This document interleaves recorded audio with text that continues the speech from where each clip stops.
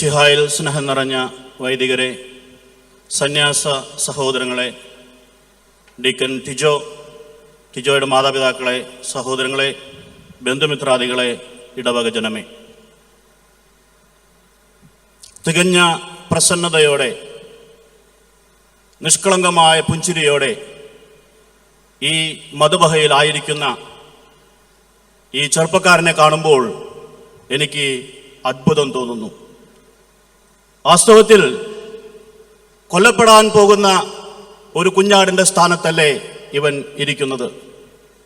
നമ്മുടെ സഭയുടെ ചരിത്രത്തിൽ തന്നെ എന്നത്തേക്കാൾ ഉപരിയായി സന്യാസ ജീവിതവും വൈദിക ജീവിതവും വിമർശിക്കപ്പെടുന്ന, കുറ്റപ്പെടുത്തപ്പെടുന്ന, അവമാനിക്കപ്പെടുന്ന നാളുകളിലാണ് നാം ജീവിക്കുന്നത്.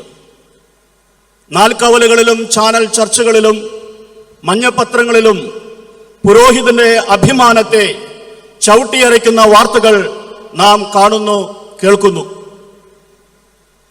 ആരുടെയോ തെറ്റിന് എല്ലാ തെറ്റുകളും പുരോഹിതന്റെ മേൽ പഴിചാരി പുരോഹിതനെ സമൂഹ മധ്യത്തിൽ വെറുക്കപ്പെട്ടവനായി ചിത്രീകരിക്കുവാൻ ദുഷ്ടലക്ഷ്യത്തോടെ കുതന്ത്രങ്ങൾ മെനയുന്നവരെ നാം കാണുന്നു.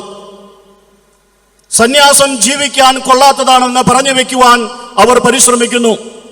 വൈദിക ജീവിതം വിശ്വസിക്കാൻ സാധിക്കാത്തതാണെന്ന് അവർ പറയുവാൻ പരിശ്രമിക്കുന്നു. സന്യാസത്തിന്റെയും വൈദിക ജീവിതത്തിന്റെയും തിരുവസ്ത്രത്തെ കപടവേഷമായി ചിത്രീകരിക്കാൻ അവർ മത്സരിക്കുന്നു. ഇത്രയും വെറുപ്പും വിദ്വേഷവും നിറഞ്ഞ് പൗരോഹിത്യ ജീവിതത്തെയും സന്യാസ ജീവിതത്തെയും വിമർശിച്ചുകൊണ്ടിരിക്കുന്ന, അവമാനിച്ചുകൊണ്ടിരിക്കുന്ന ഇന്നത്തെ കാലത്ത് പോലും വേറെ രീതിയിൽ ജീവിക്കാൻ വഴികളുണ്ടായിട്ടും ഉന്നതമായ വിദ്യാഭ്യാസ യോഗ്യതയുണ്ടായിട്ടും ഈ ചെറുപ്പക്കാരൻ എന്തിന് ഈ സാഹസത്തിന് മുതിരുന്നു എന്ന് ഞാൻ അത്ഭുതത്തോടെ ചിന്തിക്കുകയാണ്. ടിജോയുടെ മാതാപിതാക്കൾ ഇന്ന് നമ്മുടെ മുമ്പിലുണ്ട്. എനിക്ക് തോന്നുന്നു അബ്രഹാം ഇസ്ഹാക്കിനെ മോറിയ മലയിലേക്ക് ബലിയർപ്പിക്കാൻ കൊണ്ടുപോയതേ പോലെയാണ് ഈ പാവപ്പെട്ട മാതാപിതാക്കൾ താങ്കൾ ഓമനിച്ചു വളർത്തിയ ഈ മകനെ ഈ ബലിവേദിയിലേക്ക് കയറ്റിവിട്ടത്. പ്രിയപ്പെട്ട മാതാപിതാക്കളെ, ഇവന്റെ തലയിൽ കൈകൾ വെച്ച് പ്രാർത്ഥിച്ചപ്പോൾ നിങ്ങളുടെ കൈകൾ വിറച്ചില്ലേ? നിങ്ങളുടെ കണ്ണുകൾ നിറഞ്ഞില്ലേ? പ്രിയപ്പെട്ട ഇടവക ജനമേ, ഈ ജനത്തിന് വേണ്ടി ബലിയർപ്പിക്കുവാനായി അവരവരുടെ സ്വന്തം മകനെ ഈ ബലിവേദിയിലേക്ക് കയറ്റിവിട്ടപ്പോൾ നമ്മൾ നമ്മുടെ ചിന്തകളെയും നമ്മുടെ മനസ്സിനെയും തമ്പുരാന്റെ പക്കലേക്ക് ഉയർത്തിയില്ലേ? പ്രിയപ്പെട്ട ടിജോ, അകാരണമായി വിമർശിക്കപ്പെടുന്ന, അന്യായമായി നിന്ദിക്കപ്പെടുന്ന, അനുദിനം പരിഹസിക്കപ്പെടുന്ന ഒരു സമൂഹത്തിന്റെ ഭാഗമായി മാറുവാൻ നിനക്കെങ്ങനെ ധൈര്യം കിട്ടി?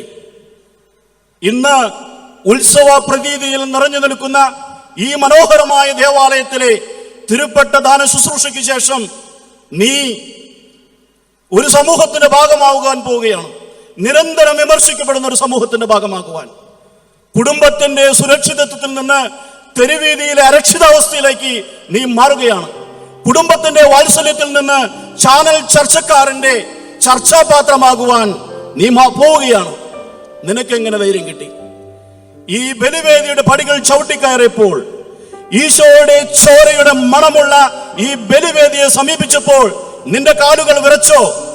പ്രിയപ്പെട്ട ടിജോ, നീ ആരംഭിക്കുന്നത് വെല്ലുവിളികൾ നിറഞ്ഞ, കല്ലുകളും മുള്ളുകളും നിറഞ്ഞ സഹനത്തിന്റെ വഴിയിലൂടെയുള്ള ഒരു യാത്രയാണ്. ഇത്രയൊക്കെ ഞാൻ പറഞ്ഞിട്ടും ഇവനൊരു കുലുക്കവുമില്ല. കാരണം ഇവനെന്തോ കണ്ടിട്ടുണ്ട് എന്ന് ഞാൻ കരുതുന്നു. ഇവനെന്തോ മനസ്സിലാക്കിയിട്ടുണ്ടെന്ന് ഞാൻ കരുതുന്നു. ഈ ലോകത്തിന് കാണാൻ സാധിക്കാത്ത എന്തോ ഇവൻ കണ്ടിട്ടുണ്ട്. ഈ ലോകത്തിന് മനസ്സിലാക്കാൻ സാധിക്കാത്ത എന്തോ ഇവൻ മനസ്സിലാക്കിയിട്ടുണ്ട്. ഞാൻ അറിയുന്നു, അത് ക്രിസ്തുവാണ്. ക്രിസ്തുവിനെ ഇവൻ കണ്ടിട്ടുണ്ട്. ഭൂമിയുടെയും ആകാശത്തിന്റെയും മധ്യത്തിൽ ഒരു മരക്കുരിശിൽ 3 ആളുകളിൽ തൂങ്ങിക്കിടന്ന് അർദ്ധനഗ്നനായി മരിച്ച് ഈ ലോകത്തിന് വേണ്ടി ജീവൻ ബലിയർപ്പിച്ച ക്രിസ്തുവിനെ ഇവൻ കണ്ടെത്തിയിരിക്കുന്നു. ആ ക്രിസ്തുവിന്റെ ജീവിതത്തിന്റെ അർത്ഥം ഇവൻ മനസ്സിലാക്കിയിരിക്കുന്നു. അതുകൊണ്ടാണ് ഇന്ന് ഇവൻ നമ്മോടൊപ്പമായിരിക്കുന്നത്. മത്തായിയുടെ സുവിശേഷം 13-ാം അധ്യായം 44-45 വചനങ്ങളിൽ ഈശോ പറയുന്നു, സ്വർഗരാജ്യം വയലിൽ ഒളിച്ചു വെച്ചിരിക്കുന്ന നിധിക്ക് തുല്യമാണ്. അത് കണ്ടെത്തുന്നവൻ സന്തോഷത്തോടെ പോയി തനിക്കുള്ളതെല്ലാം വിറ്റ് ആ വയൽ സ്വന്തമാക്കുന്നു. വീണ്ടും സ്വർഗരാജ്യം വിലയേറിയ രത്നങ്ങൾ തേടിയുള്ള ഒരു വ്യാപാരിയുടെ യാത്രയ്ക്ക് അന്വേഷണത്തിന് തുല്യമാണ്. ഏറ്റവും വിലയേറിയ രത്നം കണ്ടെത്തി കഴിയുമ്പോൾ അവൻ തന്റെ പക്കലുള്ള സമ്പാദ്യം എല്ലാം വലിച്ചെറിഞ്ഞ് ആ രത്നത്തെ സ്വന്തമാക്കുന്നു. കാണുന്നവർക്ക് ഒരുപക്ഷെ പോഷത്വമായിരിക്കാം, കാണുന്നവർക്ക് ഒരുപക്ഷെ അർത്ഥശൂന്യമായിരിക്കാം. എന്തുകൊണ്ട് തന്റെ സ്വത്ത് മുഴുവൻ വലിച്ചെറിഞ്ഞ്, എന്തുകൊണ്ട് തന്റെ സമ്പാദ്യം മുഴുവൻ വിറ്റുകളഞ്ഞ് ഒരു സാധാരണ വയൽ ഈ പാവപ്പെട്ടവൻ, ഈ ബുദ്ധിശൂന്യൻ സ്വന്തമാക്കുന്നു എന്ന് മറ്റുള്ളവർ ചിന്തിച്ചേക്കാം. എല്ലാ സ്വത്തും നഷ്ടപ്പെടുത്തിക്കൊണ്ട് എന്തുകൊണ്ട് ഒരു രത്നം ഇവൻ വാങ്ങിച്ചെടുക്കുന്നുവെന്ന് മറ്റുള്ളവർ ചിന്തിച്ചേക്കാം. പക്ഷേ ഇവൻ അറിയാം, ഈ സ്വർഗരാജ്യത്തിന്റെ വയലിൽ നിധി ഒളിച്ചിരിപ്പുണ്ടെന്ന്. ഇവൻ അറിയാം, ഈ രത്നമാണ് ഏറ്റവും വിലയേറിയ രത്നമെന്ന്. ഈ ലോകം മനസ്സിലാക്കാതെ പോയാലും, ബന്ധുമിത്രാദികൾ മനസ്സിലാക്കാതെ പോയാലും, ഈ ടിജോ ഈ ഒളിഞ്ഞിരിക്കുന്ന നിധി കണ്ടെത്തിയിട്ടുണ്ട്. വയലിൽ ഒളിഞ്ഞിരിക്കുന്ന നിധി, ഈ ലോകത്തിന് കാണാൻ സാധിക്കാത്ത നിധി, ജഡമോഹങ്ങളിൽ വ്യാപരിക്കുന്ന ജനത്തിന് മനസ്സിലാക്കാൻ സാധിക്കാത്ത ഒരു സന്തോഷവും തൃപ്തിയും ഇവൻ ഒളിഞ്ഞിരിക്കുന്ന നിധിയിൽ കണ്ടെത്തിയിരിക്കുന്നു. ആ നിധി ക്രിസ്തുവാണ്. ആ രത്നം പൗരോഹിത്യമാണ്. പൗരോഹിത്യത്തിന്റെ മഹത്വവും ശ്രേഷ്ഠതയും ഇവൻ മനസ്സിലാക്കിയിരിക്കുന്നു. അതുകൊണ്ടാണ് ആക്രമിക്കുന്നവർ ഉണ്ടായിട്ടും, വിമർശിക്കുന്നവർ ഉണ്ടായിട്ടും, അവമാനിക്കുന്നവർ ഉണ്ടായിട്ടും, കുറ്റപ്പെടുത്തുന്നവർ ഉണ്ടായിട്ടും, ബുദ്ധിശൂന്യത എന്ന് വിളിക്കുന്നവർ ഉണ്ടായിട്ടും ഈ വയൽ സ്വന്തമാക്കാൻ, ഈ നിധി സ്വന്തമാക്കാൻ, ഈ രത്നം സ്വന്തമാക്കാൻ ഇവനെല്ലാം വലിച്ചെറിഞ്ഞത്. ഇവനെല്ലാം വലിച്ചെറിഞ്ഞിരിക്കുകയാണ്. ഇന്ന് സ്വന്തമായി എന്തെങ്കിലും നേടിയെടുക്കണമെന്ന് എല്ലാവരും ആഗ്രഹിക്കുന്നു. സമ്പത്തിന്റെ പിറകെ ലോകം പായുന്നു. പക്ഷെ ഇവൻ എനിക്ക് സ്വന്തമായൊന്നും വേണ്ട എന്ന് പറഞ്ഞ്, ദാരിദ്ര്യത്തിൽ സന്തോഷമുണ്ട് എന്ന് പറഞ്ഞ് ദരിദ്രനാകാൻ ഇവൻ തീരുമാനിച്ചിരിക്കുന്നു. ജഡമോഹങ്ങൾ ജീവിതത്തിന്റെ നിയമങ്ങളായി പരിണമിക്കുന്ന ഈ ആധുനിക കാലഘട്ടത്ത് ബ്രഹ്മചര്യം ജീവിക്കുവാൻ ഞാൻ ഒരുക്കമാണെന്ന് ഈ ചെറുപ്പക്കാരൻ ആവേശത്തോടെ വിളിച്ചു പറയുന്നു. സ്വന്തം ഇഷ്ടമനുസരിച്ച് ജീവിക്കുവാൻ എല്ലാവരും ആഗ്രഹിക്കുമ്പോൾ സ്വന്തം ഇഷ്ടത്തെ അടിയറ വെച്ച് അധികാരികളുടെയും ദൈവത്തിന്റെയും ഇഷ്ടം നിറവേറ്റുവാൻ ഈ ചെറുപ്പക്കാരൻ ഇന്ന് തയ്യാറായിരിക്കുന്നു. ഇവന് ഈ ധൈര്യം ലഭിച്ചിരിക്കുന്നത് ക്രിസ്തുവിൽ നിന്നാണെന്ന് ഞാൻ കരുതുന്നു. ക്രിസ്തുവിനോടുള്ള സ്നേഹബന്ധത്തിൽ നിന്നാണ് ഇവൻ ഈ ധൈര്യം ആർജിച്ചതെന്ന് ഞാൻ വിശ്വസിക്കുന്നു. ഈ അവസരത്തിൽ ഇന്ന് നാം വായിച്ചു കേട്ട 4 വിശുദ്ധ ഗ്രന്ഥ വായനകളുടെ അടിസ്ഥാനത്തിൽ പൗരോഹിത്യ ജീവിതത്തെക്കുറിച്ചും പുരോഹിത ശുശ്രൂഷയെക്കുറിച്ചും ഏതാനും ചില കാര്യങ്ങൾ പറയുവാൻ ഞാൻ ആഗ്രഹിക്കുന്നു. ഇന്നത്തെ ആദ്യത്തെ വായന പുറപ്പാടിന്റെ പുസ്തകം 3-ാം അധ്യായം 1 മുതൽ 10 വരെയുള്ള വചനങ്ങൾ ആയിരുന്നു. കർത്താവ് മോശയെ വിളിച്ച സന്ദർഭത്തിൽ മോശയോട് പറഞ്ഞ വചനങ്ങളാണ് പ്രധാനമായും നാം വായിച്ചു കേട്ടത്.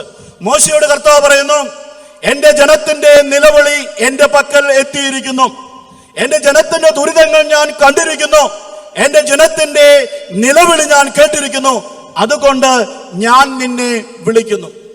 ജനത്തിന്റെ നിലവിളി കേട്ടിട്ട് അവരുടെ നിലവിളിക്ക് കർത്താവ് കൊടുന്ന ഉത്തരമായിരുന്നു മോശയുടെ വിളി. ജനത്തിന്റെ ദുരിതങ്ങൾ കണ്ടിട്ട് ആ ദുരിതം അകറ്റുവാൻ കർത്താവ് അവർക്ക് നൽകിയ ആശ്വാസമായിരുന്നു മോശയുടെ വിളി. ഇന്ന് ദൈവസന്നിധിയിൽ നമ്മുടെ മുമ്പിൽ ടിജോ ഇരിക്കുന്നുണ്ടെങ്കിൽ ടിജോയും അനേകം ജനത്തിന്റെ ദുരിതങ്ങൾ കണ്ടിട്ട്, അനേകം ജനത്തിന്റെ നിലവിളികൾ കേട്ടിട്ട് തമ്പുരാൻ കൊടുത്ത മറുപടിയാണ്. പ്രിയപ്പെട്ട ടിജോ, ആരൊക്കെയോ നിനക്ക് വേണ്ടി നിലവിളിച്ചിട്ടുണ്ട്, ആരൊക്കെയോ തമ്പുരാന്റെ പക്കലേക്ക് നിനക്ക് വേണ്ടി കൈകൾ ഉയർത്തിയിട്ടുണ്ട്. അവരുടെ നിലവിളി കേട്ട്, അവരുടെ ദുരിതങ്ങൾ കണ്ട് അവർക്ക് വേണ്ടിയാണ് തമ്പുരാൻ നിന്നെ വിളിച്ചിരിക്കുന്നത്. വേദനിക്കുന്നവർക്ക്, ദരിദ്രർക്ക്, ബന്ധിതർക്ക് ആശ്വാസമായി അവരുടെ പ്രാർത്ഥനയ്ക്ക് ഉത്തരമായിട്ടാണ് തമ്പുരാൻ നിന്നെ ഉയർത്തിയിരിക്കുന്നത്. അതുകൊണ്ട് ആരാണ് നിനക്ക് വേണ്ടി നിലവിളിച്ചത് അവരെ നീ അന്വേഷിക്കണം, അവർക്ക് വേണ്ടി നീ ശുശ്രൂഷ ചെയ്യണം. രണ്ടാമതായി ഈ വചനഭാഗത്ത് നാം കേൾക്കുന്ന കാര്യമാണ്, കർത്താവ് മോശയോട് പറയുന്നു, മോശേ നീ എന്റെ ജനത്തിന്റെ പക്കലേക്ക് പോവുക. ഇവിടെ നാം ശ്രദ്ധിക്കേണ്ട ഒരു പ്രധാനപ്പെട്ട കാര്യമുണ്ട്. മോശയോട് കർത്താവ് എന്താണ് പറയുന്നത്? ഞാൻ നിന്നെ ജനത്തിന് വേണ്ടി വിളിച്ചിരിക്കുന്നു, ജനം നിന്റെ പക്കലേക്ക് വരും. ജനം നിന്റെ പക്കലേക്ക് വരുമ്പോൾ നീ അവർക്ക് ശുശ്രൂഷ ചെയ്യണമെന്നല്ല പറഞ്ഞത്. മറിച്ച് കർത്താവ് പറഞ്ഞു, ഞാൻ നിന്നെ ജനങ്ങൾക്ക് വേണ്ടി വിളിച്ചിരിക്കുന്നു, നിന്നെ ഞാൻ അയക്കുന്നു, നീ അവരുടെ പക്കലേക്ക് പോകണം. അയക്കപ്പെട്ടവൻ കുത്തിയിരിക്കാനുള്ളവനല്ല, അയക്കപ്പെട്ടവൻ അന്വേഷിച്ചിറങ്ങേണ്ടവനാണ്.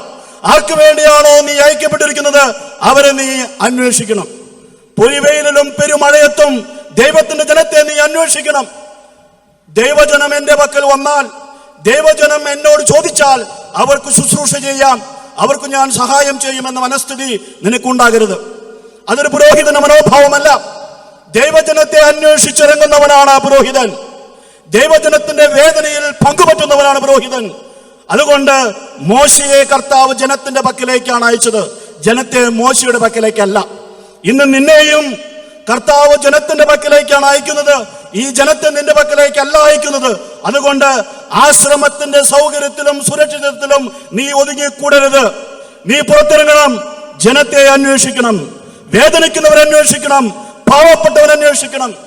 ആശ്രമത്തിന്റെ മനോഹരമായ കപ്പേളയിലിരുന്ന്, മനോഹരമായ മധുബഹയിലേക്ക് നോക്കി, കസാരയിലിരുന്ന്, കുഷിനിട്ട്, ഫാന്റെ ചുവട്ടിലിരുന്ന് ഈശോയെ ആരാധിക്കാൻ എളുപ്പമാണ് ടിജോ. പക്ഷേ ഈ കർത്താവിനെ നീ ആരാധിക്കേണ്ടത് ആശ്രമത്തിലെയോ പള്ളിയിലെയോ ആരാധനാലയങ്ങളിലെയോ മധുബഹയിലും മാത്രമല്ല. നീ ഈശോയെ കണ്ടെത്തേണ്ടത് തെരുവീതിയിലും കഷ്ടപ്പെടുന്നവരുടെ ഇടയിലും ആതുര ശുശ്രൂഷ രംഗത്തും വേദനിക്കുന്നവരിലും പാവപ്പെട്ടവരിലുമാണ്. ക്രിസ്തുവിനെ വിശുദ്ധ കുർബാനയിൽ കാണുന്ന വൈദികൻ പാവപ്പെട്ടവനിലും ദരിദ്രരിലും വേദനിക്കുന്നവരിലും മുറിവേറ്റവരിലും തകർക്കപ്പെട്ടവരിലും ഈ ക്രിസ്തുവിനെ കാണണം. ഈ ക്രിസ്തുവിനെ അന്വേഷിച്ച് നീ ഇറങ്ങണം. അവര് നിന്റെ പക്കലേക്കല്ല, നിന്നെ അവരുടെ പക്കലേക്കാണ് തമ്പുരാൻ അയച്ചിരിക്കുന്നത്. ഇന്നത്തെ രണ്ടാമത്തെ വായന ജെറമ്യായുടെ പുസ്തകം 1-ാം അധ്യായം 1 മുതൽ 10 വരെയുള്ള വചനങ്ങളായിരുന്നു. കർത്താവ് വളരെ വലിയ ഒരു അവകാശവാദം ഉന്നയിക്കുകയാണ് ജെറമ്യായുടെ മുമ്പിൽ. ജെറമ്യായോട് കർത്താവ് പറയുന്നു, ജെറമ്യാ, നീ നിന്റെ മാതാവിന്റെ ഉദരത്തിൽ ഉരുവാകുന്നതിന് മുമ്പ് ഞാൻ നിന്നെ അറിഞ്ഞു, ഞാൻ നിന്നെ വിശുദ്ധീകരിച്ചു. നീ ജനിക്കുന്നതിന് മുമ്പേ ഞാൻ നിന്നെ ജനതകൾക്ക് പ്രവാചകനായി നിയമിച്ചു. ടിജോയുടെ പ്രിയപ്പെട്ട മാതാപിതാക്കളെ, നിങ്ങളുടെ മകനെ നിങ്ങൾ കാണുന്നതിന് മുമ്പ് കർത്താവ് കണ്ടു. മാതാവിന്റെ ഉദരത്തിൽ ടിജോ ഉരുവാകുന്നതിന് മുമ്പ് കർത്താവ് ടിജോയെ വിശുദ്ധീകരിച്ചു. ടിജോയെ കർത്താവ് അറിഞ്ഞു, ജനതകൾക്ക് പ്രവാചകനായി ടിജോയെ നിയമിച്ചു. നിങ്ങളുടെ മകനെ കുറിച്ച് നിങ്ങൾ സ്വപ്നം കാണുന്നതിന് മുമ്പ് കർത്താവ് ടിജോയെ കുറിച്ച് സ്വപ്നം കാണാൻ ആരംഭിച്ചു. കർത്താവ് കണ്ട ആ സ്വപ്നം ഇന്ന് നിറവേറുകയാണ്. ഇത് കർത്താവിന്റെ പ്രവൃത്തിയാണ്. കർത്താവാണ് ഈ വിളി ആരംഭിച്ചിരിക്കുന്നത്, കർത്താവാണ് ഈ വിളി പൂർണ്ണമാക്കുന്നത്, കർത്താവാണ് വിളിച്ചിരിക്കുന്നത്. ജെറമ്യായുടെ പുസ്തകത്തിലും കർത്താവ് ജെറമ്യായോട് പറയുന്നുണ്ട്, ഞാൻ അയക്കുന്നിടത്തേക്ക് നീ പോവുക, ഞാൻ അയക്കുന്നിടത്തേക്ക് നീ പോവുക. പ്രിയപ്പെട്ട ടിജോ, അയക്കപ്പെടുന്നിടത്തേക്ക് നീ പോവുക. അയക്കപ്പെടുന്നിടത്ത് ഫോണിന് റേഞ്ച് ഇല്ല എങ്കിലും, സുഖ സൗകര്യങ്ങളില്ല എങ്കിലും, വാഹനങ്ങൾ ചെല്ലില്ല എങ്കിലും അയക്കുന്നിടത്തേക്ക് നീ പോകണം. കാരണം കർത്താവ് നിന്നെ വിളിച്ചിരിക്കുന്നത് ജനത്തിന് വേണ്ടിയാണ്. ഇന്ന് നാം വായിച്ചു കേട്ട 3-ാമത്തെ വായന വിശുദ്ധ പത്രോസിന്റെ 1-ാം ലേഖനം 5-ാം അധ്യായം 1 മുതൽ 4 വരെയുള്ള വചനങ്ങളായിരുന്നു. ഈ വചനങ്ങളിൽ വിശുദ്ധ പത്രോസ് ശ്ലീഹ സഹശ്രേഷ്ഠന്മാരെ ഉപദേശിക്കുകയാണ്. സഹശ്രേഷ്ഠന്മാരോട് പത്രോസ് ശ്ലീഹ പറയുന്നത്, നിങ്ങൾ നിങ്ങളുടെ ജനത്തെ പരിപാലിക്കുക. ദൈവം നിങ്ങളുടെ കരങ്ങളിൽ ഏൽപ്പിച്ചു തന്നിരിക്കുന്ന ദൈവത്തിന്റെ ജനത്തെ പരിപാലിപ്പിക്കുക. പ്രിയപ്പെട്ട ടിജോ, ഈ ജനം നിന്റെ ജനമല്ല, ഈ ജനം ദൈവത്തിന്റെ ജനമാണ്. വിശുദ്ധ പത്രോസ് ശ്ലീഹ പറയുന്നത് പോലെ കാൽവരിയിൽ തന്റെ നിഷ്കളങ്കമായ രക്തം ചിന്തി ഈശോ നേടിയെടുത്ത ജനമാണ് ഈ ജനം. ഇത് കർത്താവിന്റെ ജനമാണ്. ഈ ജനത്തെ തമ്പുരാൻ നിന്റെ കയ്യിൽ ഏൽപ്പിച്ചിരിക്കുകയാണ്. അവരെ പരിപാലിക്കുവാൻ, അവരെ ശുശ്രൂഷിക്കുവാൻ, അവർക്ക് വേണ്ടി സേവനം ചെയ്യുവാൻ. വിശുദ്ധ പത്രോസ് ശ്ലീഹ ഊന്നി പറയുന്ന ഒരു കാര്യമുണ്ട്, നീ ഇവരെ പരിപാലിക്കുമ്പോൾ അധികാരം ചുമത്തരുത്, അവരുടെ മേൽ അധികാരം ചുമത്തരുത്. സന്മാതൃക നൽകി തീഷ്ണതയോടെ ദൈവനാമത്തെ പ്രതി സന്തോഷത്തോടെ നീ നിന്റെ ശുശ്രൂഷ ചെയ്യുക. ദൈവജനത്തിന്റെ മേൽ അധികാരം ഉപയോഗിക്കുവാൻ ഒരു വൈദികനും ദൈവം അധികാരം തന്നിട്ടില്ല. ഈ ദൈവജനം ദൈവത്തിന്റെ സ്വന്തമാണ്. ഈ ദൈവജനത്തെ കുറച്ച് നാളത്തേക്ക് നിന്നെ ഏൽപ്പിക്കുകയാണ്. ഇവരെ പരിപാലിക്കുവാൻ, ഇവർക്ക് ശുശ്രൂഷ ചെയ്യുവാൻ. ഇവരുടെ മേൽ അധികാരം ഉപയോഗിക്കുവാനോ, ഇവരെ വഴക്ക് പറയുവാനോ, ഇവരുടെ മനസ്സുകളെ വേദനിപ്പിക്കുവാനോ, ഇവരെ ബുദ്ധിമുട്ടിക്കുവാനോ നിനക്കോ ഒരു വൈദികനോ അധികാരമില്ല. വൈദികനോ അധികാരമുള്ളത് ഒരൊറ്റ കാര്യത്തിനാണ്, ഇവരുടെ കാലുകൾ കഴുകാൻ. ഇവരുടെ കാല് കഴുകാൻ നിനക്ക് അധികാരമുണ്ട്. ഇവരുടെ കാലുകൾ നിനക്ക് കഴുകാം, ഇവരെ നിനക്ക് ശുശ്രൂഷിക്കാം. ഇത് ശുശ്രൂഷയുടെ പൗരോഹിത്യമാണ്. ദൈവജനം മുഴുവൻ ഈശോയുടെ രാജകീയ പൗരോഹിത്യത്തിൽ പങ്കുചേരുമ്പോൾ നമ്മൾ പങ്കുചേരുന്നത് ശുശ്രൂഷയുടെ പൗരോഹിത്യത്തിലാണ്. ഈ ശുശ്രൂഷയുടെ പൗരോഹിത്യം നീ ഇന്ന് ഏറ്റെടുക്കുമ്പോൾ ഈ ജനം നിന്റെ ജനമായി മാറണം. ഇന്ന് നീ നിന്റെ കുടുംബത്തോട് വിട പറയുമ്പോൾ, നിന്റെ മാതാപിതാക്കൾ നിന്റെ ദൈവജനത്തിന് വേണ്ടി ഏൽപ്പിച്ചു കൊടുക്കുമ്പോൾ, ഇവരാണ് നിന്റെ കുടുംബം. ഇവരുടെ വേദനയിലും ദുഃഖത്തിലും ഇവരുടെ രോഗത്തിലും ഇവരുടെ തകർച്ചകളിലും നീ ഇവരോടൊപ്പമായിരിക്കണം, ഇവരെ ശുശ്രൂഷിക്കണം. അവസാനമായി നാം ഇന്ന് വായിച്ചു കേട്ടത് വിശുദ്ധ യോഹന്നാന്റെ സുവിശേഷം 10-ാം അധ്യായം 1 മുതൽ 5 വരെയുള്ള വചനങ്ങളും 11 മുതൽ 18 വരെയുള്ള വചനങ്ങളുമാണ്. ആദ്യത്തെ ഭാഗത്ത് ഈശോ പറയുന്നത്, എന്റെ ജനം എന്റെ സ്വരം തിരിച്ചറിയുന്നു. എനിക്ക് എന്റെ ജനത്തിന്റെ സ്വരം അറിയാം. എന്റെ ജനം എന്റെ സ്വരം തിരിച്ചറിയുന്നത് കൊണ്ട് എന്റെ ജനം എന്നെ അനുഗമിക്കുന്നു. ആട്ടിടയന്റെയും ആടുകളുടെയും ഉദാഹരണത്തിലൂടെയാണ് ഈശോ ഇത് പറയുന്നത്. ഈശോ പറയുന്നു, ആട്ടിടയന്റെ സ്വരം ആടുകൾ തിരിച്ചറിയുന്നു. അതുകൊണ്ട് ആട്ടിടയൻ എപ്പോൾ വിളിച്ചാലും ഈ ആടുകൾ അവനെ അനുഗമിക്കും. അതിന് കാരണം എന്താണ്? പകല് മുഴുവൻ ഈ ആടുകൾക്ക് തീറ്റ കാണിച്ചു കൊടുക്കുന്നത് ഇവന്റെ സ്വരമാണ്. ഈ ആടുകൾക്ക് വെള്ളം കാണിച്ചു കൊടുക്കുന്നത് ഇവന്റെ സ്വരമാണ്. അപകടങ്ങൾ ഉണ്ടാകുമ്പോൾ ഈ ആടുകൾക്ക് മുന്നറിയിപ്പ് കൊടുക്കുന്നത് ഇവന്റെ സ്വരമാണ്. തീറ്റ കാണിച്ചു കൊടുക്കുന്ന, വെള്ളം കാണിച്ചു കൊടുക്കുന്ന, അപകടങ്ങളിൽ മുന്നറിയിപ്പ് നൽകുന്ന ആട്ടിടയന്റെ സ്വരം ഏത് രാത്രിയിൽ കേട്ടാലും, അവന്റെ ഒരു ചൂളം വിളി കേട്ടാൽ ആടുകൾ അവനെ അനുഗമിക്കും. ഈ ഉദാഹരണത്തെ ആസ്പദമാക്കി ഈശോ പറയുകയാണ്, ഞാൻ നല്ല ഇടയനാണ്. നല്ല ഇടയൻ ആടുകളെ തിരിച്ചറിയുന്നു, ആടുകൾ ഇടയന്റെ സ്വരം തിരിച്ചറിയുന്നു. പ്രിയപ്പെട്ട ടിജോ, നിന്റെ സ്വരം ദൈവജനത്തിന്റെ സ്വരമായി മാറണം. നിന്റെ ജനം ദൈവജനത്തിന് സുപരിചിതമായ ഒരു സ്വരമായിരിക്കണം. കേവലം ഞായറാഴ്ച പള്ളിയിൽ മാത്രം കേൾക്കുന്ന ഒരു സ്വരമായി നിന്റെ സ്വരം മാറരുത്. പ്രിയപ്പെട്ട വൈദികരെ, നമ്മുടെ സ്വരം കേവലം ഞായറാഴ്ചകളിൽ മാത്രം കേൾക്കുന്ന സ്വരമാണെങ്കിൽ ആടുകൾ നമ്മെ അനുഗമിക്കുകയില്ല. നമ്മുടെ സ്വരം ദൈവജനത്തിന്റെ ജീവിതത്തിന്റെ ഭാഗമായി മാറണം. ആടുകളുടെ ജീവിതത്തിന്റെ ഭാഗമായി ആട്ടിടയന്റെ സ്വരം മാറുന്നത് കൊണ്ടാണ് ആടുകൾ ആട്ടിടയനെ അനുഗമിക്കുന്നത്. ദൈവജനത്തിന്റെ വേദനയുടെ നിമിഷങ്ങളിൽ നിന്റെ സ്വരം കേൾക്കാൻ അവർക്ക് സാധിക്കണം. അവർക്ക് തകർച്ചകൾ ഉണ്ടാകുമ്പോൾ, അവർക്ക് രോഗങ്ങൾ ഉണ്ടാകുമ്പോൾ അവരെ ആശ്വസിപ്പിക്കുന്ന സ്വരമായി നിന്റെ സ്വരം മാറണം. അല്ല എങ്കിൽ നീ എത്ര ഉച്ചത്തിൽ നിലവിളിച്ചാലും ഈ ജനം നിന്നെ അനുഗമിക്കുകയില്ല. കാരണം നിന്റെ സ്വരം അവർക്ക് അപരിചിതമാണ്. അപരിചിതമായ സ്വരത്തെ ആടുകൾ അനുഗമിക്കുകയില്ല. ആടുകൾ ഓടിപ്പോകുമെന്ന് കർത്താവ് പറഞ്ഞിട്ടുണ്ട്. ഈ ജനം നിന്നിൽ നിന്ന് ഓടിപ്പോകാതിരിക്കണമെങ്കിൽ, ഈ ജനം ഏത് രാത്രിയുടെ യാമങ്ങളിലും നിന്നെ അനുഗമിക്കണമെങ്കിൽ നിന്റെ സ്വരം ഇവരുടെ ജീവിതത്തിന്റെ ഭാഗമായി മാറണം. അവരുടെ വേദനകളിൽ, അവരുടെ കഷ്ടപ്പാടുകളിൽ, അവരുടെ ദുഃഖങ്ങളിൽ, അവരുടെ തകർച്ചകളിൽ നിന്റെ സ്വരം അവർ കേൾക്കണം. നിന്റെ സ്വരം അവരുടെ ജീവിതത്തിന്റെ ഭാഗമായി മാറണം. ഈ സുവിശേഷ ഭാഗത്തിന്റെ അവസാന ഭാഗത്ത് ഈശോ പറയുന്നു, ഞാൻ നല്ല ഇടയനാണ്. ഞാൻ എൻ്റെ ആടുകൾക്ക് വേണ്ടി ജീവൻ അർപ്പിക്കുന്നു. പ്രിയപ്പെട്ട ടിജോ, ഇന്ന് കർത്താവ് നിന്നെ വിളിക്കുന്നത് നിന്റെ ജീവൻ ഇവർക്ക് വേണ്ടി പകുത്തു കൊടുക്കുവാനാണ്. ഇതെന്റെ ശരീരമാകുന്നു, നിങ്ങൾ ഇതിൽ നിന്നും ഭക്ഷിക്കുവനെന്ന് പറഞ്ഞ് ഈശോ തന്റെ ശരീരം കൊടുത്തു. ഇതെന്റെ രക്തമാകുന്നു, നിങ്ങൾ ഇതിൽ നിന്ന് പാനം ചെയ്യുവനെന്ന് പറഞ്ഞ് ഈശോ തന്റെ രക്തം ഈ ജനത്തിനു വേണ്ടി ഒഴുക്കി. കർത്താവിന്റെ സ്ഥാനത്ത് ഈ ബലിപീഠത്തിൽ നിന്ന് നീ ഇത് പറയുമ്പോൾ, ഇത് എന്റെ ശരീരമാകുന്നു, ഇതെന്റെ രക്തമാകുന്നു എന്ന് പറയുമ്പോൾ, പ്രിയപ്പെട്ട ടിജോ, നിന്റെ ജീവിതം പകുത്തെടുക്കുവാൻ നിന്റെ ദൈവജനത്തെ നീ അനുവദിക്കണം. നിന്റെ സമയം അവർ പകുത്തെടുക്കട്ടെ, നിന്റെ ആരോഗ്യം അവർ പകുത്തെടുക്കട്ടെ, നിന്റെ കഴിവുകൾ അവർ പകുത്തെടുക്കട്ടെ. നിന്റെ ജീവിതം ഈ ജനത്തിന് വേണ്ടി ഹോമിക്കുവാൻ ഒരുക്കമാണെങ്കിൽ മാത്രമേ ഈ ത്യാഗത്തിന്റെ ബലിയുടെ ജീവിതം നീ സ്വീകരിക്കാവൂ. ഇതെന്റെ ശരീരമാണ് എന്ന് പറഞ്ഞ്, ഇതെന്റെ ജീവിതമാണെന്ന് പറഞ്ഞ് കർത്താവിനോടൊപ്പം നിന്റെ ജീവിതത്തെ സമർപ്പിക്കുക. തീർച്ചയായും നിനക്ക് വേദനകൾ ഉണ്ടാകും, നിനക്ക് ബുദ്ധിമുട്ടുകൾ ഉണ്ടാകും, നിനക്ക് ദുഃഖങ്ങൾ ഉണ്ടാകും. നീ ഉറ്റവരെന്ന് കരുതിയ ദൈവജനം നിന്നെ ഒറ്റക്കൊടുത്തേക്കാം. കൂടെ നിൽക്കുമെന്ന് പ്രതീക്ഷിച്ച ദൈവജനം നിന്നെ ഒറ്റപ്പെടുത്തി കളഞ്ഞേക്കാം. എങ്കിലും കർത്താവ് നിന്റെ കൈകളിൽ ഏൽപ്പിച്ചു തന്ന ദൈവജനമാണവർ. അതിനാൽ അവർ നിന്നെ സ്നേഹിച്ചാലും സ്നേഹിച്ചില്ലെങ്കിലും, അവർ നിനക്ക് സഹായം നൽകിയാലും ഇല്ലെങ്കിലും, അവർ നിന്നെ ദ്വേഷിച്ചാലും വിമർശിച്ചാലും കുറ്റപ്പെടുത്തിയാലും ഒറ്റപ്പെടുത്തിയാലും ഈ ദൈവജനത്തെ നീ സ്നേഹിക്കുകയും അവർക്ക് വേണ്ടി നിന്റെ ജീവൻ ബലിയർപ്പിക്കുകയും ചെയ്യണം. പ്രിയപ്പെട്ട ടിജോ, ഇന്ന് ക്രിസ്തുവിന്റെ പൗരോഹിത്യത്തിൽ നീ പങ്കുചേരുന്നു. ക്രിസ്തു മരിച്ചത് ജെറുസലേം പട്ടണത്തിലെ സൂപ്പർ സ്പെഷ്യാലിറ്റി ഹോസ്പിറ്റലിലെ ICU വാർഡിൽ കിടന്നിട്ടല്ല.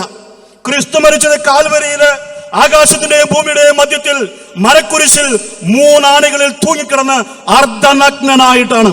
ഇവന്റെ പുരോഹിതനാണ് നീ എങ്കിൽ ഈ കുരിശിൽ പങ്കുപറ്റുവാൻ നീ പഠിച്ചിരിക്കണം. ഇവന്റെ പുരോഹിതനാണ് നീ എങ്കിൽ അവന്റെ മുറിവുകളിൽ പങ്കുപറ്റുവാൻ നീ പരിശ്രമിക്കണം, പഠിച്ചിരിക്കണം. വേദനയുടെയും കഷ്ടപ്പാടിന്റെയും ത്യാഗത്തിന്റെയും ഈ ജീവിതം ഈശോയോട് കുരിശോട് ചേർത്ത് വയ്ക്കുവാൻ നീ ഇതിനകം പഠിച്ചിരിക്കുന്നുവെന്ന് ഞാൻ മനസ്സിലാക്കുന്നു. അല്ലെങ്കിൽ നീ ഇന്ന് ഇവിടെ ആയിരിക്കുകയില്ല. ഈ ത്യാഗത്തിന്റെ ജീവിതം, ഈ കുരിശിന്റെ ജീവിതം നീ ഇന്ന് ആരംഭിക്കുമ്പോൾ നിനക്ക് പ്രാർത്ഥനയും ആശംസകളും ഞങ്ങൾ എല്ലാവരും നേരുന്നു. പ്രിയപ്പെട്ട സഹോദരങ്ങളെ, ഇടവക ജനമേ, ദൈവജനമേ, ഈ സഹോദരൻ ഏറ്റെടുത്തിരിക്കുന്ന ഈ വെല്ലുവിളികൾ നിറഞ്ഞ ജീവിതം പൂർത്തിയാക്കുവാൻ നമ്മൾ ഇവനെ സഹായിക്കണം, നമ്മൾ ഇവനെ അനുഗ്രഹിക്കണം, നമ്മൾ ഇവന് വേണ്ടി പ്രാർത്ഥിക്കണം. പൗരോഹിത്യം നമ്മുടെ നന്മയാണ്. പൗരോഹിത്യം നമ്മുടെ സഭയുടെ ഏറ്റവും വലിയ നന്മയാണ്. പൗരോഹിത്യത്തിൽ നിന്നാണ് നമ്മൾ നന്മകൾ സ്വീകരിക്കുന്നത്. ചിലരെങ്കിലും ചിന്തിക്കാറുണ്ട്, പൗരോഹിത്യം എന്ന് പറയുന്നത് പുരോഹിതർക്ക് വേണ്ടിയുള്ളതാണ്. പുരോഹിതർക്കും മെത്രാന്മാർക്കും അതിന് മുകളിലുള്ളവർക്കും അവരുടെ സൗകര്യത്തിനും സുഖത്തിനും വേണ്ടിയുള്ളതാണ് പൗരോഹിത്യം. പുരോഹിതർ ഒരു ഗണം, സഭയിലെ വിശ്വാസികൾ മറ്റൊരു ഗണം. പുരോഹിതര് സഭയിലെ വിശ്വാസികൾക്ക് ശുശ്രൂഷ കൊടുക്കുന്നു. പുരോഹിതര് സഭയുടെ ശുശ്രൂഷകർ, സഭയുടെ മക്കൾക്ക് മാത്രമാണോ അല്ലെങ്കിൽ വിശ്വാസികൾക്ക് മാത്രമാണോ ശുശ്രൂഷ നൽകിക്കൊണ്ടിരിക്കുന്നത്? പൗരോഹിത്യ ശുശ്രൂഷ നമ്മുടെ സഭയുടെ പൊതുവായ ശുശ്രൂഷയാണ്. പൗരോഹിത്യ ശുശ്രൂഷ നമ്മുടെ നന്മയാണ്. പൗരോഹിത്യം നമ്മുടെ സഭയുടെ മുതൽക്കൂട്ടാണ്. പൗരോഹിത്യം നമ്മുടെ സഭയുടെ നന്മയാണ്. സാധാരണ വിശ്വാസി മുതൽ മാർപ്പാപ്പ വരെ എല്ലാവരും പാപമോചനം സ്വീകരിക്കുന്നത് ഒരു വൈദികന്റെ മുമ്പിൽ മുട്ടുകുത്തി പാപങ്ങൾ ഏറ്റുപറഞ്ഞിട്ടാണ്. സാധാരണ വിശ്വാസി മുതൽ മാർപ്പാപ്പ വരെ രോഗശൈലിയിൽ രോഗീലാപനം സ്വീകരിക്കുന്നത് വൈദികരിൽ നിന്നാണ്. അപ്പോൾ എങ്ങനെയാണ് പറയാൻ സാധിക്കുന്നത് വൈദിക ശുശ്രൂഷ ഒരു ഗണത്തിന് വേണ്ടി മാത്രമുള്ളതാണെന്ന്? വൈദിക ശുശ്രൂഷ സഭയ്ക്ക് മുഴുവനും വേണ്ടിയുള്ളതാണ്. പൗരോഹിത്യം നമ്മുടെ സഭയുടെ മുതൽക്കൂട്ടാണ്, നമ്മുടെ സഭയുടെ മുഴുവൻ നന്മയാണ്. ഞാൻ ശാരീരികമായി എന്റെ മാതാപിതാക്കളിൽ നിന്ന് ജനിച്ചു. ജഡത്തിൽ നിന്ന് ജനിക്കുന്നത് ജഡവും ആത്മാവിൽ നിന്ന് ജനിക്കുന്നത് ആത്മാവുമാണ്. ജലത്താലും ആത്മാവാലും ഞാൻ വീണ്ടും ജനിച്ചത് ഒരു വൈദികന്റെ കരങ്ങളിലൂടെയാണ്, ഒരു വൈദികന്റെ പ്രാർത്ഥനയിലൂടെയാണ് ഞാൻ ദൈവമകനായി മാറിയത്. അങ്ങനെ എന്റെ മാമോദീസ തൊട്ട് മുതൽ ശവക്കല്ലറ വരെ ഒരു വൈദികന്റെ സാന്നിധ്യം എന്നും എന്റെ ജീവിതത്തിൽ ഉണ്ടായിരിക്കും. ഞാൻ സാധാരണ വിശ്വാസിയാണെങ്കിലും വൈദികനാണെങ്കിലും മെത്രാനാണെങ്കിലും കർദിനാളാണെങ്കിലും മാർപ്പാപ്പയാണെങ്കിലും ഒരു വൈദികന് ശുശ്രൂഷ എല്ലാവർക്കും ആവശ്യമാണ്. ഇന്ന് നിങ്ങളോട് സംസാരിക്കുന്ന ഞാൻ നാളെ ഒരു വൈദികന്റെ മുമ്പിലാണ് മുട്ടുകുത്തുന്നത് പാപസങ്കീർത്തനം നടത്തുവാൻ വേണ്ടി. ഇന്ന് നിങ്ങളോട് സംസാരിക്കുന്ന ഞാൻ എനിക്ക് ബുദ്ധിമുട്ടുകൾ ഉണ്ടാകുമ്പോൾ, എനിക്ക് വേദനകൾ ഉണ്ടാകുമ്പോൾ ഞാൻ സമീപിക്കുന്നത് ഒരു വൈദികനെയാണ്. ഈ വൈദികന് ശുശ്രൂഷ നമുക്കെല്ലാവർക്കും വേണ്ടിയുള്ളതാണ്. പ്രിയപ്പെട്ടവരെ, വൈദിക ശുശ്രൂഷ എന്ന് പറയുന്നത് ഒരു വ്യക്തിയുടെയോ ഒരു കുടുംബത്തിന്റെയോ സ്വത്തല്ല. പൗരോഹിത്യം നമ്മുടെ സഭയുടെ സ്വത്താണ്. ഈ പൗരോഹിത്യത്തെ നമ്മൾ പിന്തുണയ്ക്കണം, ഈ പൗരോഹിത്യത്തെ നമ്മൾ വളർത്തണം. പൗരോഹിത്യം തളർന്നാൽ നമ്മൾ തളരും. പൗരോഹിത്യം തളർന്നാൽ നമ്മുടെ സഭ തളരും. പൗരോഹിത്യം തളർന്നാൽ നമ്മുടെ കുടുംബങ്ങൾ തളരും. എത്രയോ വൈദികരുടെ പുണ്യജീവിതത്തിന്റെ ഫലമാണ് നമ്മളെല്ലാവരും. എത്രയോ വൈദികരുടെ ത്യാഗ ജീവിതത്തിന്റെ ഫലമാണ് നമ്മളെല്ലാവരും. എന്റെ ജീവിതത്തിൽ വ്യക്തിപരമായ എത്രയോ വൈദികരുടെ സഹായം ഞാൻ സ്വീകരിച്ചിട്ടുണ്ട്. അതുപോലെ നമ്മൾ എല്ലാവരും എത്രയോ വൈദികരോട് കടപ്പെട്ടിരിക്കുന്നു. അവരുടെ സുഹൃത ജീവിതം നമ്മുടെ ജീവിതത്തിന്റെ ആശീർവാദമാണ്. അതുകൊണ്ട് ഒരിക്കലും ആ കൃപയുടെ നീർച്ചാലുകളെ തടസ്സപ്പെടുത്തരുത്. വൈദികന്റെ കൈകൾ കൃപയുടെ നീർച്ചാലുകളാണ്. ഈ കൃപയുടെ നീർച്ചാലുകളെ തളർത്തരുത്. പുറപ്പാടിന്റെ പുസ്തകം 17-ാം അധ്യായത്തിൽ മനോഹരമായ രംഗം നമുക്ക് കാണാൻ സാധിക്കും. പുറപ്പാടിന്റെ പുസ്തകം 17-ാം അധ്യായം 8 മുതൽ 15 വരെയുള്ള വചനങ്ങളിൽ ഈജിപ്തിൽ നിന്ന് കാനാൻ ദേശത്തേക്ക് യാത്ര തിരിച്ച ഇസ്രായേൽ ജനത്തെ നേരിടാനായി അമലേക്യർ വന്നപ്പോൾ ഉണ്ടായ സംഭവമാണ് വിവരിച്ചിരിക്കുന്നത്. അമലേക്യർ ഇസ്രായേൽ ജനത്തിന്റെ മുന്നോട്ടുള്ള യാത്രയെ തടഞ്ഞു. അമലേക്യർ യുദ്ധത്തിന് വന്നു. അപ്പോൾ മോശ അഹ്റോനെ വിളിച്ചു പറഞ്ഞു, അഹ്റോൻ ജോഷയെയും സൈനികരെയും എല്ലാം വിളിച്ചു പറഞ്ഞു, നീ മുന്നോട്ട് പോയി യുദ്ധം ചെയ്യുക, ഞാൻ നിങ്ങൾക്ക് വേണ്ടി മലമുകളിൽ പ്രാർത്ഥിച്ചോളാം. ഇസ്രായേൽക്കാർ യുദ്ധം ചെയ്യാനായി മുന്നോട്ട് പോയി. മോശ മലമുകളിൽ ഇരുന്ന് കർത്താവിന്റെ സന്നിധിയിലേക്ക് കൈകൾ ഉയർത്തി പ്രാർത്ഥിച്ചു. ഇസ്രായേൽക്കാർ വിജയിച്ചു. ശത്രുക്കളുടെ മേൽ അവർ വിജയം നേടാൻ തുടങ്ങി. പക്ഷെ ബലഹീനനായ മോശയുടെ കരങ്ങൾ പതുക്കെ താഴാൻ തുടങ്ങി. ക്ഷീണം കൊണ്ട് അവന്റെ കൈകൾ തളരാൻ തുടങ്ങി. അപ്പോൾ മോശ കണ്ടു ഇസ്രായേൽക്കാർ പരാജയപ്പെടാൻ തുടങ്ങി. തന്റെ കൈകൾ താഴ്ന്നപ്പോൾ ഇസ്രായേൽക്കാർ പരാജയപ്പെടുന്നു എന്ന് തിരിച്ചറിഞ്ഞ മോശ സർവശക്തിയും ഉപയോഗിച്ച് കർത്താവിന്റെ സന്നിധിയിലേക്ക് വീണ്ടും കരങ്ങൾ ഉയർത്തി. അവൻ കരങ്ങൾ ഉയർത്തി പ്രാർത്ഥിച്ചപ്പോൾ ഇസ്രായേൽക്കാർ വീണ്ടും വിജയിക്കാൻ തുടങ്ങി. മോശയുടെ കരങ്ങൾ ഉയർന്നിരുന്നപ്പോഴെല്ലാം ഇസ്രായേൽക്കാർ വിജയിച്ചു. മോശയുടെ കരങ്ങൾ തളർന്നപ്പോഴെല്ലാം ഇസ്രായേൽക്കാർ പരാജയപ്പെട്ടു. ഇത് കണ്ട് അഹറോനും ഹൂറും ഓടിച്ചെന്ന് മോശയെ ഒരു കല്ലിന്മേലിരുത്തി. അങ്ങനെ കല്ലിന്മേലിരുത്തി മോശയുടെ ഇരുവശങ്ങളിൽ നിന്ന് മോശയുടെ കരങ്ങൾ സ്വർഗത്തിലേക്ക് ഉയർത്തിപ്പിടിച്ചു. സൂര്യാസ്തമയം വരെ മോശയുടെ കരങ്ങൾ സ്വർഗത്തിലേക്ക് ഉയർന്നിരുന്നു. മോശയുടെ കരങ്ങൾ സ്വർഗത്തിലേക്ക് ഉയർന്നിരുന്നപ്പോൾ ഇസ്രായേൽക്കാർ വിജയിച്ചു. പ്രിയപ്പെട്ട ഇടവക ജനമേ, നിങ്ങളുടെ ഇടവക വികാരിയുടെ കരങ്ങൾ സ്വർഗത്തിലേക്ക് ഉയർന്നിരിക്കട്ടെ. സൂര്യോദയം മുതൽ സൂര്യാസ്തമയം വരെ നിങ്ങളുടെ വികാരിമാരുടെയും നിങ്ങളുടെ പ്രിയപ്പെട്ട അച്ഛന്മാരുടെയും കരങ്ങൾ സ്വർഗത്തിലേക്ക് ഉയർന്നിരിക്കട്ടെ. നിങ്ങളുടെ വികാരിമാരുടെ കരങ്ങൾ സ്വർഗത്തിലേക്ക് ഉയർന്നിരുന്നാൽ അത് നിങ്ങളുടെ കുടുംബത്തിന്റെ ഐശ്വര്യമാണ്, അത് നിങ്ങളുടെ ഇടവകയുടെ ഐശ്വര്യമാണ്. അവരുടെ കരങ്ങൾ തളർന്നാൽ നിങ്ങൾ തളരും. അവരുടെ കരങ്ങൾ തളർന്നാൽ നമ്മുടെ സഭ തളരും. അതുകൊണ്ട് അഹ്റോനും ഹൂറും ചെയ്തതുപോലെ നിങ്ങളുടെ പ്രിയപ്പെട്ട വൈദികരുടെ ഇരുവശത്തും ചേർന്ന് നിന്ന് അവരുടെ കരങ്ങൾ സ്വർഗത്തിലേക്ക് ഉയർത്തിപ്പിടിക്കുക. വൈദികരുടെ കരങ്ങൾ സ്വർഗത്തിലേക്ക് ഉയർന്നിരിക്കട്ടെ. ആ കരങ്ങൾ താഴ്ന്നാൽ നമ്മൾ തകർക്കപ്പെടും. ആ കരങ്ങൾ താഴ്ന്നാൽ നമ്മൾ തളരും.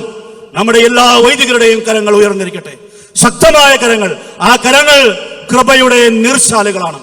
അവൻ കൈകൾ ഉയർത്തി ആശീർവദിക്കുമ്പോൾ നമ്മൾ ദൈവത്തിന്റെ സാന്നിധ്യം അനുഭവിക്കുന്നു. അവൻ ആശീർവദിക്കുമ്പോൾ നമുക്ക് പാപമോചനം ലഭിക്കുന്നു. അവൻ പുതിയ കുഞ്ഞുങ്ങൾക്ക് മാമോദീസ നൽകുമ്പോൾ അവർ ദൈവമക്കളായി മാറുന്നു. കൃപയുടെ നീർച്ചാലുകളാണ് വൈദികന്റെ കരങ്ങൾ. പൗരോഹിത്യം നമ്മുടെ സഭയുടെ നന്മയാണ്. ഈ പൗരോഹിത്യത്തെ നമ്മൾ തളർത്തരുത്. ഇത് നമ്മുടെ നന്മയാണ്.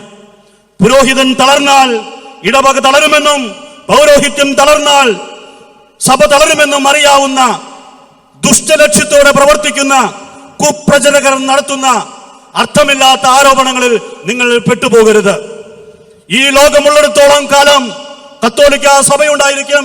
ഈ ലോകമുള്ളിടത്തോളം കാലം കത്തോലിക്ക സഭയിൽ പുരോഹിതന്മാരും ഉണ്ടായിരിക്കും. രാജാക്കന്മാരും പ്രഭുക്കന്മാരും ഈ സഭയെ തളർത്താൻ പരിശ്രമിച്ചിട്ടും നൂറ്റാണ്ടുകളായി ഈ പൗരോഹിത്യത്തെ അവഹേളിക്കാൻ പരിശ്രമിച്ചിട്ടും അവഹേളിച്ചവരും ആക്രമിച്ചവരും മണ്ണടിഞ്ഞു പോയിട്ടും ഈ സഭ ഇന്നും നിലനിൽക്കുന്നു. കത്തോലിക്ക പൗരോഹിത്യം ഇന്നും നിലനിൽക്കുന്നു. ത്യാഗത്തിന്റെ ഈ ജീവിതം ലോകത്തിന്റെ അവസാനം വരെ എന്നും ഉണ്ടായിരിക്കും. അതുകൊണ്ട് തകർക്കാനോ വിമർശിക്കാനോ കുറ്റപ്പെടുത്തുവാനോ അവമാനിക്കാനോ പരിശ്രമിക്കുന്നവരുടെ ദുഷ്ടലക്ഷ്യത്തോടു കൂടിയുള്ള കുപ്രചരണങ്ങളെ പ്രിയപ്പെട്ട ദൈവജനമേ നിങ്ങൾ തള്ളിക്കളയണം. ഈ പൗരോഹിത്യം നമ്മുടെ നന്മയാണ്. ഈ പൗരോഹിത്യം നമ്മുടെ അനുഗ്രഹത്തിന്റെ കൂതാശയാണ്. നമ്മുടെ സഭയുടെ ജീവവായുവാണ് ഈ പൗരോഹിത്യം. ഈ പൗരോഹിത്യം നമ്മൾ വളർത്തണം. ഈ പൗരോഹിത്യം നമ്മൾ ഒരിക്കലും തളർത്തരുത്. ശരിയാണ്, കത്തോലിക്ക സഭയുടെ ചരിത്രത്തിൽ പല വൈദികരും വീണുപോയിട്ടുണ്ട്. പല വൈദികരും പരാജയപ്പെട്ടിട്ടുണ്ട്. ചില വൈദികർ അവിടെയും ഇവിടെയും എല്ലാം പരാജയപ്പെട്ടിട്ടുണ്ട്. ചില വൈദികർ പല കാലഘട്ടങ്ങളിലായി പരാജയപ്പെട്ടിട്ടുണ്ട്. പക്ഷെ ഒന്നും നമ്മൾ മനസ്സിലാക്കണം, പൗരോഹിത്യം പരാജയപ്പെട്ടിട്ടില്ല. പുരോഹിതർ ഇടയ്ക്കിടെ പരാജയപ്പെട്ടിട്ടുണ്ടെങ്കിലും ഇന്ന് വരെ പൗരോഹിത്യം പരാജയപ്പെട്ടിട്ടില്ല. ഞാൻ നിങ്ങളോട് ഒരു ചെറിയ ഉദാഹരണം പറയുവാൻ ആഗ്രഹിക്കുന്നു. നമ്മുടെ നാട്ടിൽ എത്രയോ വൈദ്യന്മാർ, എത്രയോ ഡോക്ടർമാർ ശുശ്രൂഷ ചെയ്യുന്നു. അവർ വൈദ്യ ശുശ്രൂഷ കൊണ്ട് ഒരുപാട് പേർക്ക് നന്മ ചെയ്യുന്നു. ഒരുപാട് പേരെ രോഗത്തിന്റെ പിടിയിൽ നിന്നും വിമോചിപ്പിക്കുന്നു. ധാരാളം പേർക്ക് സൗഖ്യം നൽകുന്നു. പക്ഷെ ചിലപ്പോഴെങ്കിലും ഈ ഡോക്ടർമാരുടെ അശ്രദ്ധ കൊണ്ട് രോഗികൾ മരിച്ചു പോകാറില്ലേ? എല്ലാ ഓപ്പറേഷനുകളും എല്ലാ ശസ്ത്രക്രിയകളിലും വിജയം സാധിക്കാറുണ്ടോ? ചില ശസ്ത്രക്രിയകൾ പരാജയപ്പെടാറില്ലേ? വൈദ്യന്റെ അനാസ്ഥ കാരണം, ശസ്ത്രക്രിയയിൽ പിഴവ് പറ്റിയത് കാരണം രോഗികൾ മരിച്ചിട്ടില്ലേ? അവിടെ ഒരു വൈദ്യന്റെ അനാസ്ഥ കാരണം, ആ ആശുപത്രിയിലെ ഒരു ഡോക്ടറുടെ അശ്രദ്ധ കാരണം ഒരു രോഗി മരിച്ചു. അതുകൊണ്ട് ഞാനിനി ആശുപത്രിയുടെ പടി ചവിട്ടിക്കയറില്ല എന്ന് നമ്മൾ ചിന്തിക്കാറുണ്ടോ? ഇവിടെ ഒരു രോഗിയുടെ ഒരു ഡോക്ടറുടെ ഒരു ആസ്പത്രിയുടെ ഒരു നേഴ്സിന്റെ അശ്രദ്ധ കൊണ്ട് ഒരു രോഗി മരിച്ചതുകൊണ്ട് ഞാൻ ഇനി മരുന്ന് കഴിക്കില്ല, വൈദ്യശാസ്ത്രത്തിൽ എനിക്ക് വിശ്വാസമില്ല എന്ന് നമ്മൾ ചിന്തിക്കാറുണ്ടോ? നമ്മൾ വിവേകപൂർവമാണ് ചിന്തിക്കാറുള്ളത്. ശരിയാണ്, ആ വൈദ്യന് തെറ്റുപറ്റി, ആ ഡോക്ടർക്ക് പിഴവ് പറ്റി. പക്ഷേ വൈദ്യശാസ്ത്രത്തിന് പിഴവ് പറ്റിയിട്ടില്ല, വൈദ്യശാസ്ത്രം പരാജയപ്പെട്ടിട്ടില്ല. ഈ വൈദ്യം നന്നായി അറിയാവുന്ന വൈദ്യർ മറ്റു സ്ഥലങ്ങളിൽ ശുശ്രൂഷ ചെയ്യുന്നു. അതുകൊണ്ട് നമ്മൾ വൈദ്യ ശുശ്രൂഷയിൽ വിശ്വാസം അർപ്പിക്കുന്നു. അങ്ങനെയെങ്കിൽ ഒരു പുരോഹിതൻ എവിടെയോ പരാജയപ്പെട്ടു എന്ന് പറഞ്ഞ് പൗരോഹിത്യം പരാജയപ്പെട്ടു എന്ന് പറയുന്നത് എന്തടിസ്ഥാനത്തിലാണ്? അങ്ങനെയെങ്കിൽ എവിടെയോ എപ്പോഴോ ഒരു പുരോഹിതന് തെറ്റുപറ്റി എന്ന് പറഞ്ഞ് പൗരോഹിത്യം അർത്ഥമില്ലാത്ത എന്ന് പറയുന്നതിന്റെ അടിസ്ഥാനം എന്താണ്? പ്രിയപ്പെട്ട ദൈവജനമേ, എത്ര പുരോഹിതന്മാർ എവിടെ പരാജയപ്പെട്ടാലും പൗരോഹിത്യം പരാജയപ്പെടുകയില്ല. പൗരോഹിത്യം നമ്മുടെ സഭയുടെ, നമ്മുടെ നാടിന്റെ, നമ്മുടെ ലോകത്തിന്റെ ആശീർവാദമാണ്, അനുഗ്രഹമാണ്, കൃപയുടെ ശുശ്രൂഷയാണത്. ഈ പൗരോഹിത്യം ഒരിക്കലും പരാജയപ്പെടുകയില്ല. ലോകമുള്ളിടത്തോളം കാലം നിങ്ങളുടെ കൺമുമ്പിൽ ഇതുപോലെയുള്ള പുരോഹിതന്മാർ ഉണ്ടായിരിക്കും.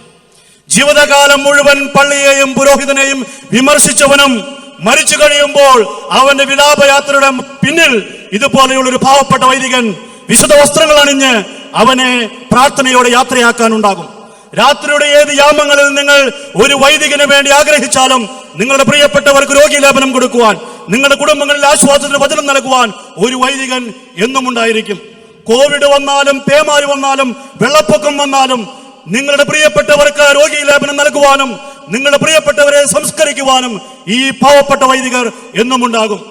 ഒരു പക്ഷേ ആരോഗ്യ പ്രവർത്തകർ മടിച്ചു നിന്നാലും വൈദികർ നിങ്ങളുടെ പ്രിയപ്പെട്ടവരെ ശുശ്രൂഷിക്കുന്നതിൽ നിന്ന് ഒരിക്കലും പിന്നോട്ട് പോകില്ല. ഏത് മഹാമാരി വന്നാലും, ഏത് മാറാരോഗം വന്നാലും നിങ്ങളുടെ പ്രിയപ്പെട്ടവരോടൊപ്പം, നിങ്ങളോടൊപ്പം ഈ വൈദികർ ഉണ്ടായിരിക്കും.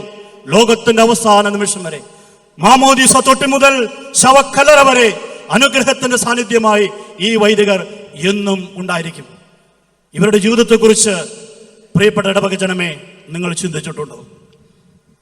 ഒരു പള്ളിയിൽ നിന്നും മറ്റു പള്ളിയിലേക്ക് സ്വന്തമായി കൂടില്ലാത്ത ദേശാടന കിളികളെ പോലെ ഒരു കൂട്ടിൽ നിന്നും മറ്റൊരു കൂട്ടിലേക്ക്, ഒരു ദേശത്തു നിന്നും മറ്റൊരു ദേശത്തേക്ക് ചേക്കേറുന്ന ദേശാടന കിളികളെ നിങ്ങൾ കണ്ടിട്ടില്ലേ? നീണ്ട 25-50 വർഷം വൈദിക ജീവിതം നയിച്ച് ഒന്നും സ്വന്തമായി എടുക്കാനില്ലാതെ ഒരു പള്ളിയിൽ നിന്നും മറ്റു പള്ളിയിലേക്ക് സ്വന്തം ബാഗുമായി നടന്നു നിൽക്കുന്ന വൈദികരെ നിങ്ങൾ കണ്ടിട്ടില്ലേ? മനോഹരമായ ദേവാലയങ്ങളും വൈദിക മന്ദിരങ്ങളും നിർമ്മിച്ച് സ്വന്തമായി ഒന്നും എടുക്കാതെ നിന്ദനങ്ങളും അവമാനങ്ങളും മാത്രം മുതൽക്കോട്ടാക്കി ആ ബാണ്ടക്കെട്ടുമായി കണ്ണീരോടെ വിട പറയുന്ന വൈദികരെ നിങ്ങൾ കണ്ടിട്ടില്ലേ? രോഗത്തിന്റെയും ക്ഷീണത്തിന്റെയും നാളുകളിൽ ഒരു മരുന്നെടുത്തു കൊടുക്കുവാനോ ഒരു ഗ്ലാസ് വെള്ളം എടുത്തു കൊടുക്കുവാനോ ആരുമില്ലാതെ വിളിച്ചവനിൽ വിശ്വാസം അർപ്പിച്ച് കുരിശിനെ നോക്കി ജീവിക്കുന്ന ഈ വൈദികരെ നിങ്ങൾ എന്തെങ്കിലും ആലോചിച്ചിട്ടുണ്ടോ? ഞാൻ വൈദികരെ കണ്ടിട്ടുണ്ട്. രാത്രിയുടെ യാമങ്ങളിൽ ദൈവസന്നിധിയിലേക്ക് കരങ്ങൾ ഉയർത്തി ദൈവജനത്തിന് വേണ്ടി പ്രാർത്ഥിക്കുന്ന വൈദികരെ ഞാൻ കണ്ടിട്ടുണ്ട്. തെറ്റുപറ്റിയവർ കുറച്ചുണ്ട് എങ്കിലും ബഹുഭൂരിപക്ഷവും വൈദികരും വ്രതവിശുദ്ധിയോടെ, നിർമ്മലമായ മനസ്സാക്ഷിയോടെ ഈ ഭൂമിയിൽ ശുശ്രൂഷ ചെയ്തുകൊണ്ടിരിക്കുന്നു. അവരുടെ കണ്ണീര് കാണാത്തവർ, അവരുടെ ദുഃഖം കാണാത്തവർ, അവരുടെ വേദന മനസ്സിലാക്കാത്തവർ അവരെ വേദനിപ്പിക്കാറുണ്ട്.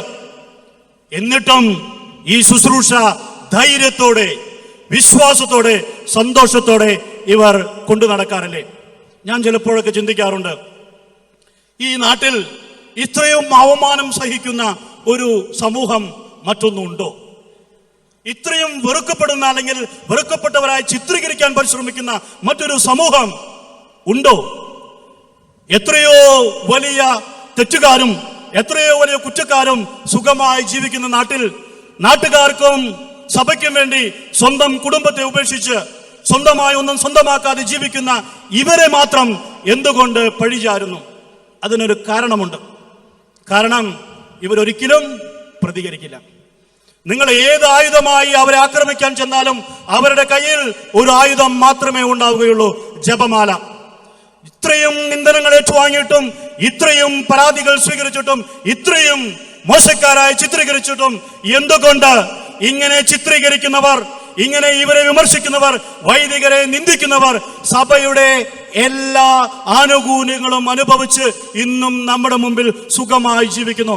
മറ്റേതെങ്കിലും സമൂഹത്തെ ഇതുപോലെ അന്യായമായി വിമർശിച്ചാൽ അകാരണമായി നിന്ദിച്ചാൽ അവർ കയ്യും കാലുമില്ലാതെ നമ്മുടെ കൺമുമ്പിൽ നടക്കുന്നത് നമുക്ക് കാണേണ്ടി വരും. ഇവരെ വിമർശിച്ചാൽ അങ്ങനെ ഒരു ഭയത്തിന് സ്ഥാനമില്ല. ഇവരുടെ ആയുധം പ്രാർത്ഥനയാണ്. ഇവരുടെ ജീവിതം നിർമ്മലമാണ്.